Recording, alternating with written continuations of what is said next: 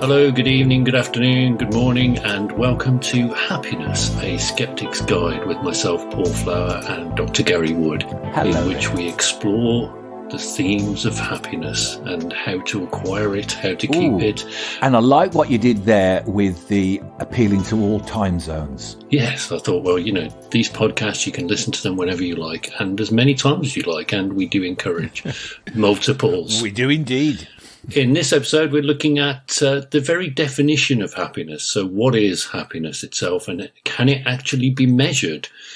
Because if we're intending to perhaps try and increase everyone's happiness, we need a baseline, we need a starting point. So can I ask you, Gary, what is happiness? Well, that's a difficult question. I wish I'd have prepared for it. No, happiness. There's been a lot of research into happiness, and there has been for decades. It's probably over the past, 20, 30 years that it's really become a field of psychology in its own, in what we call positive psychology. Whereas rather than looking at all the negative emotions like the Freudian thing and blaming everything on your parents, what we're looking is how can we explore positive emotions? How can we recreate positive mental states? Two basic definitions come out of happiness. There's one, it's just the good life, the pleasurable life.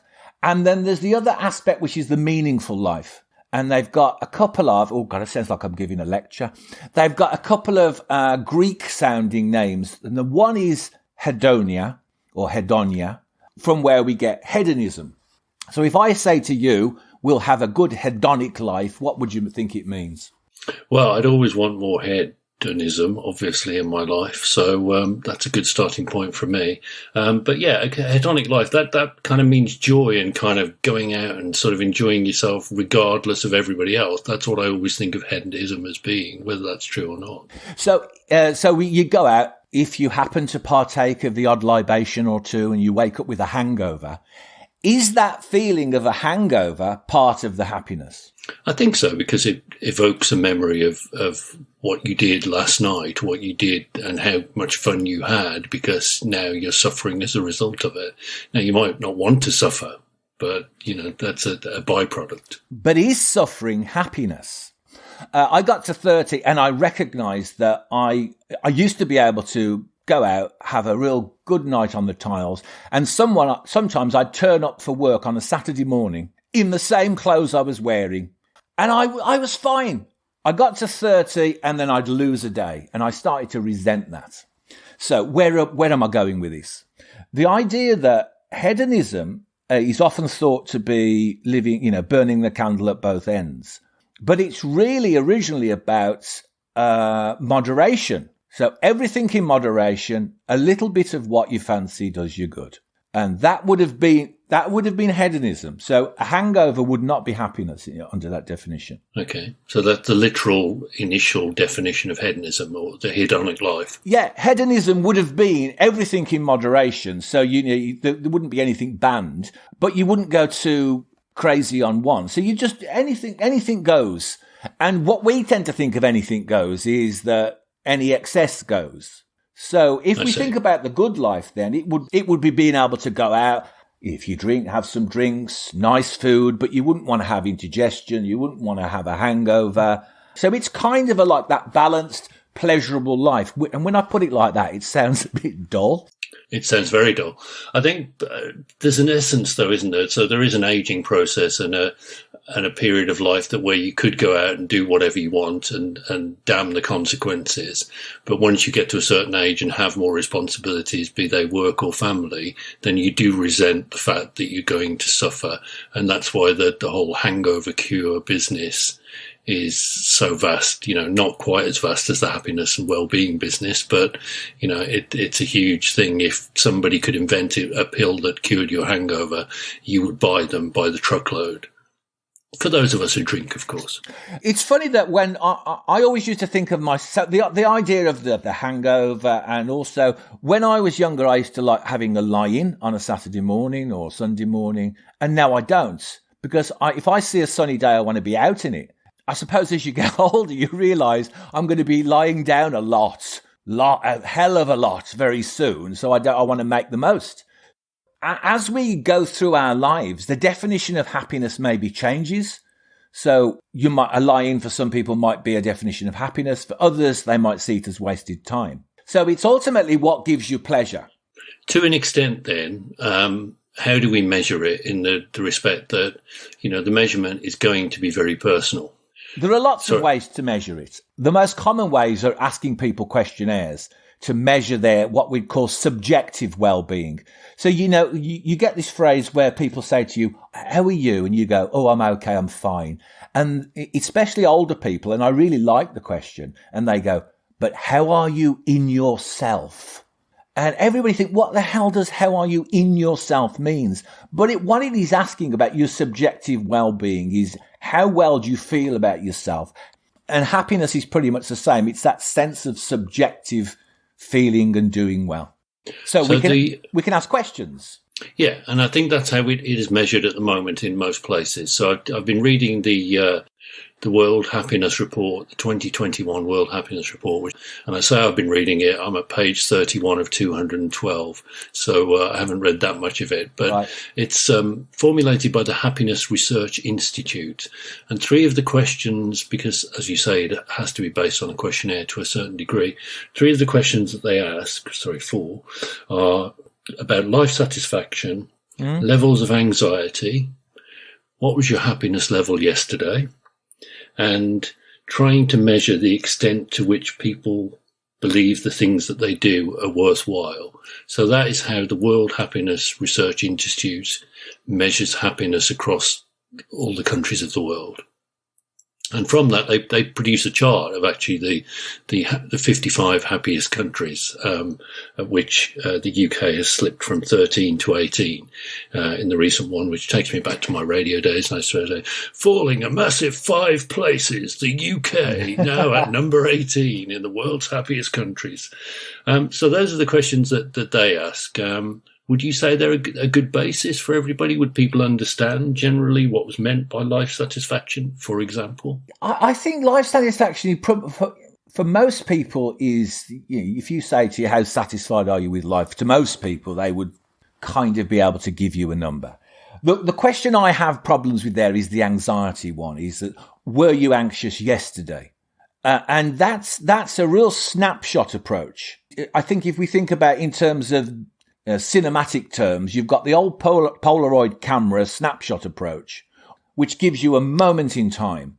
So today something might have been making you anxious. Or there's the longitudinal approach, which is like the video approach. So for the anxiety question, you probably need to ask that over a period of, say, 6 months for it to be meaningful anyway. So that I really have issue with that question. You've mentioned the worthwhile question. So that is, a while ago I mentioned the 2 Greek words. Now there's a number of ways to say this second word, and it's another definition of happiness. And I think in English it's Eudaimonia or Eudaimonia. Which sounds like a very nasty disease. It does, but the EU is actually the prefix EU in Greek is a prefix is a positive thing, despite what many people might think. So eulogy are nice words you say to someone at a funeral, hopefully. So Greeks would pronounce it eudaimonia. Anyway, what it means is meaning. So when we're talking about what's worthwhile in life, a definition of happiness could be that we're living a meaningful life and we're satisfied in that way. But that means we might be miserable. So it can run in tension with the good life approach, the pleasurable life approach. And a lot of research is looking at the tension between those two and trying to balance or incorporate those two. Do we want the pleasurable life or do we want the meaningful life? I think one of the reasons we first talked about this podcast and whether it was viable or not was the fact that, mental health is in crisis. A lot of people's mental health is in crisis, and the number of mental health problems reported in the UK in 2020 was 47% higher than in previous years. Right. So obviously there's an issue to be addressed here. And I think many countries are also interested in addressing it because GDP and balance of trade and other measurements that people would have applied to how well their country is doing, they're kind of redundant these days in many respects. And most people's balance of trade, certainly in the UK, it's going to be horrific in years to come. So you need another measurement. Now, in New Zealand, what they did was try to kind of measure people's well-being and use that as an indicator of what a great country New Zealand is, or what they needed to do to improve perhaps health and social outcomes, for example. But in the first instances, I believe that they're not quite getting where they need to go with that. So, there's a long road ahead in many respects. Well, we've also, the Office of National Statistics in the UK collects information on well-being using pretty much the similar questions. And it came probably on the back of austerity. And some people have criticised maybe that, it's, if we can demonstrate with statistics that people are feeling well about having less. So there's almost that we can have a cynical interpretation is, are all these statistics actually being used for good? Are we actually really measuring well-being and happiness? Or is it a propaganda exercise? Oh, and that's the skeptic in me coming out. Which is great. It's exactly what we want. And we do think that, we're all going to be very suspicious of anything that the government tries to do unless they make it independent. And even then, the very word independent, or the description of independent, can be questioned, because if it's being subsidised by government, they generally want to find a particular result. They go into it with they don't want to lead policy with evidence. They want policy to lead what the evidence should be. Yeah. And it's interesting that there's this whole thing about, at the moment, trust. Trust has become a big thing about MPs just blatantly lying now.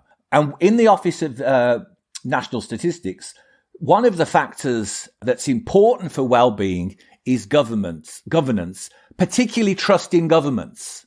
And so we need to ask the question, is all this distrust out there and mistrust and, the fake news and the spins put on things, is that really adding anything to our well-being, or is it taking away? It's massive. The whole trust issue is absolutely huge. And I think during the pandemic that it's been proven, the Happiness Research Institute actually mentioned this in the report this year, that death rates from COVID could be explained by differences in public trust. So the death rate in Brazil is a third higher than it is in Denmark, for example, because people in Brazil trust their governments less and therefore do not listen to the information that their governments are putting out. And so trust in public office and trust in government is important. It can kill you if you don't trust them. There's also a parallel between the trust we have in governments and the trust we have in healthcare.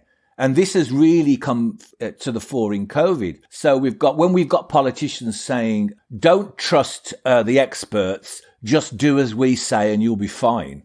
We know we're on a slippery slope to nothing, and that's not well-beingville. That's a worrying trend. So coming on to the final point of what we were aiming to achieve from this particular episode, happiness goals, can you actually set them? What do they look like? In terms of happiness goals, there's a whole body of research that looks at goal setting as a definition of happiness. And I've got to now get my right teeth in to say his name. His name is Mihai Csikszentmihalyi. And he's he's a positive, I can almost spell it. He's a positive psychologist. And he's a great book that's about the theory of flow. Now, flow is that state where we kind of lose all sense of ourselves and we lose all sense of time. And probably the closest thing, if you can imagine, when you get, for those who play computer games, you start off playing the computer game and then you realize 3 hours have gone. Or you pick up a book and you just can't put the book down. Or you take up a hobby and you could be whittling away in your shed, if people still do that, for hours on end, and you lose sense of yourself and you lose sense of time. And the key thing in there is setting a goal that stretches your ability in some way. So if you're just whittling the same thing over and over, hopefully we've got to clarify what whittling means. It means chipping away at a piece of wood to craft something more interesting. If you set yourself more technical goals, you don't do the same thing over and over again. You put in some development, so you're stretching yourself a little bit, and it's still something that causes a state of flow. For Csikszentmihalyi, that is a definition of happiness, the more time spent in flow. But that appears to put a productivity sort of slant on happiness, if you like. So to me, that feels like there has to be an objective to what you're doing in order to gain happiness from it. Whereas I might be happy sitting on the sofa watching a football match. But when you're sitting on the sofa watching a football match, which is, I have to own up to say, football is a total mystery to me. Do you lose sense of yourself? No. So I understand what you mean by flow, and I think that, it's very valuable. It's a very good thing if you can achieve that sense of flow. But, most people are not going to achieve a sense of flow from things other than either work or a dedicated hobby.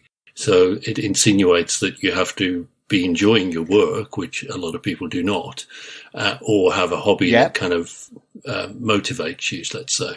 Or it could be that you enjoy meditation. It could be that you enjoy walking. So that could be the goal that you do. So you take up rambling and walking, and you set yourself some goals there.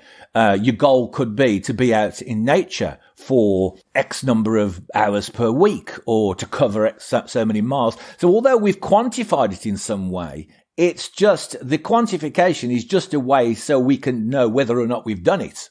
So it doesn't necessarily have to be a productive thing. It can be something that we just enjoy doing. Because it's interesting, when I've done a lot of workshops in confidence building. And one of the things I start off with is breathing exercises. And in one workshop, this businessman looked very annoyed with me, and he looked and he goes, "I haven't got time to breathe." But he was serious. He didn't, the idea he meant, I haven't got time to do breathing exercises, but that's not what everybody heard.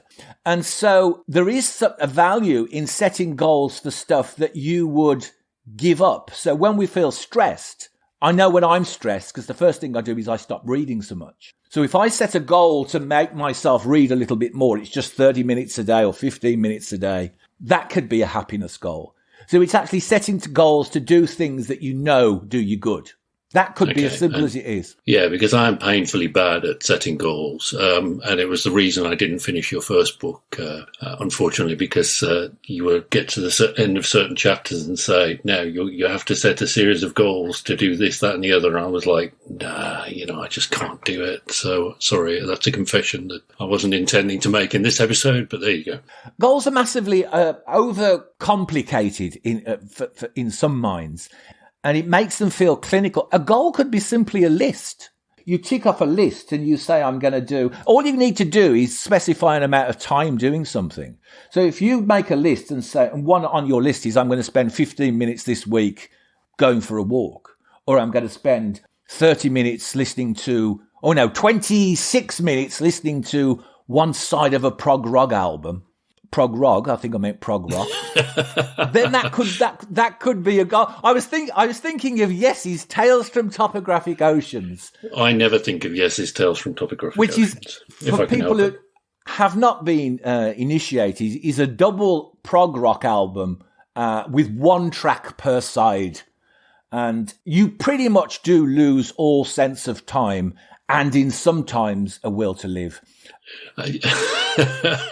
And when you're talking about sides, you are actually talking in the older language of vinyl albums. Yeah, vinyl albums. So now, that would just be 4 tracks that happen to be 20 minutes long on Spotify, perhaps. Yes, yeah.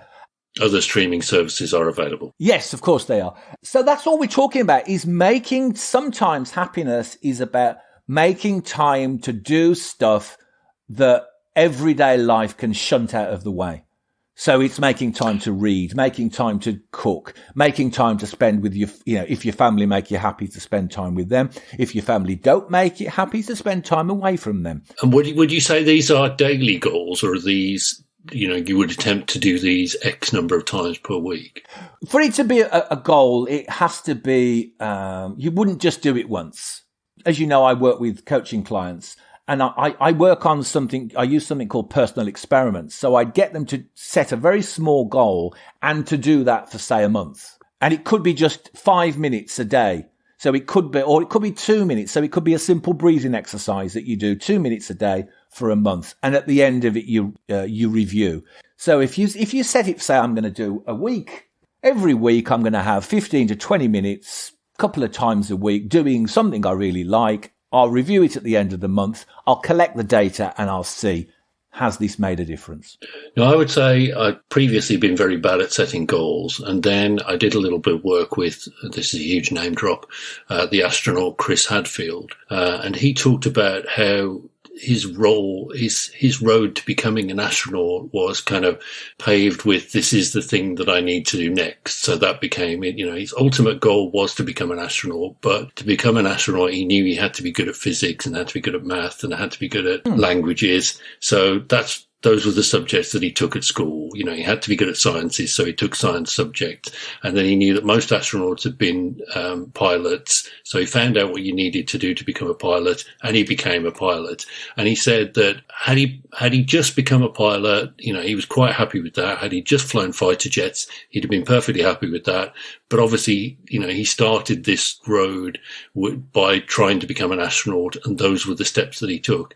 So finding the steps for me was quite interesting in terms of thinking about goals, because I'd never been able to break them down in that way before. And it took a massive overachiever like Chris Hadfield to be able to kind of do that for me, which I thought was interesting. It's one way to set a goal is to find out where you want to go, get a rough idea of how long it's going to take you. So if you something you want to achieve, how long is that going to take in the real world? And then work back and say, what steps, that's clearly what he did, what steps do I need it to do? So just before I become an astronaut, what's the step before that? What's the step before that? And he went right back to score. So it starts with, and that is another way to set goals. I think it's important to recognize there are different ways to set goals. Some people start with a big picture. Some people just want to start with a step to improve things in a small way. And that's fine. Because what happens is once you take a step to improve something in a small way, the brain starts to help you out. So you've probably been in that situation where you're kind of in a really reflective state and thoughts start spinning you around in your head and all you're doing is reflecting and almost you could become paralyzed with thought. Because the brain's thinking, oh, we're in reflective mode now, so it becomes like a tumble dryer. The minute you seize on a thought and set an action on it, it tells the brain, now we're in action mode. And that's the basis I work in coaching. So it doesn't have to be a massive step to start off. The easiest way to change perception on anything is to take a small action. That would be the takeaway. If you want to be happier in some way, find a small thing that makes you happy, preferably something that's active, sort of doing something rather than, ingesting substances, and then do it repeatedly for a period of time and then check out what the effects are. How has that changed your perceptions of yourself and the world? That's a good takeaway for me, and I think that's a good, very, very good way to end the episode. Set yourself a goal, find out what makes you happy, do that thing more often, or take steps to make sure that you can do that thing more often. Yeah, and happiness can be either feeling good, pleasurable life, or it can be what gives your life meaning, or it can be a combination of both. I hope that we've made you a little bit happier during this episode and that you'll continue to join us for this exploration of happiness, a journey that we're on. It may take 10 or 20 episodes and we may well circle back to where we started, who knows. But if you can subscribe to us and tell all your friends, then that will make us very happy. Thanks for listening. Thanks a lot.